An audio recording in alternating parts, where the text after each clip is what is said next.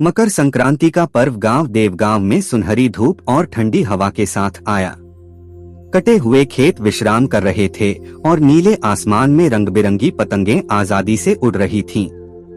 देवगांव में यह त्योहार केवल पतंग उड़ाने का नहीं, बल्कि तिलगुड़ बांटने का भी था, जो आपसी प्रेम और गर्मजोशी का प्रतीक माना जाता था। गांव के एक कोने में राघव नाम का किसान रहता था। वह तिल की बेहतरीन खेती के लिए प्रसिद्ध था।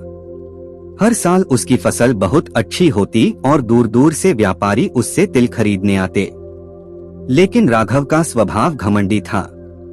वह मानता था कि सफलता अकेले ही हासिल की जाती है। हर इंसान को अपना काम खुद करना चाहिए, वह अक्सर कहा करता।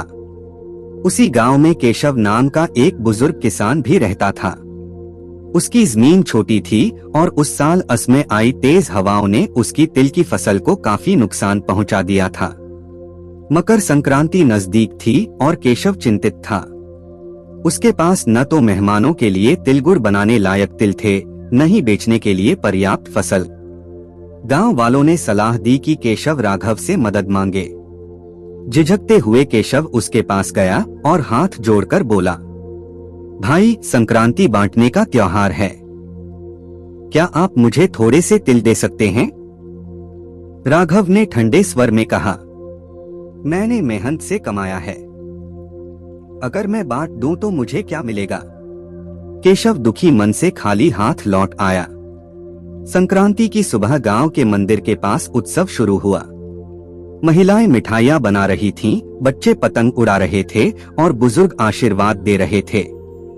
राघव बड़े घमंड से तिलगुड़ की टोकरियां लेकर आया, जबकि केशव एक कोने में थोड़े से साधारण गुड़ के साथ बैठा था। अचानक तेज हवा चलने लगी। राघव की टोकरियां पलट गईं और तिलगुड़ मिट्टी में गिरने लगा। उसकी तिल की बोरियां भी खेत में बिखर गईं। यह देखकर केशव दौड़कर आया। उसने गांव वालों के साथ मिलकर तिल इकट्ठा किए, टोकरियां संभाली और बहुत कुछ बचा लिया। राघव की आंखों में आंसू आ गए। उसे समझ आ गया कि सच्ची संपत्ति धन नहीं, बल्कि साथ देने वाले लोग होते हैं। उसने केशव से माफी मांगी। शाम को राघव ने पूरे गांव के साथ तिल बांटे। सबने मिलकर तिलगुड़ बनाया और खुशी से संक्रांति मनाई। नैतिक शिक्षा। मकर संक्रांति सिखाती है कि एकता और उदारता से ही जीवन में सच्ची समृद्धि आती है।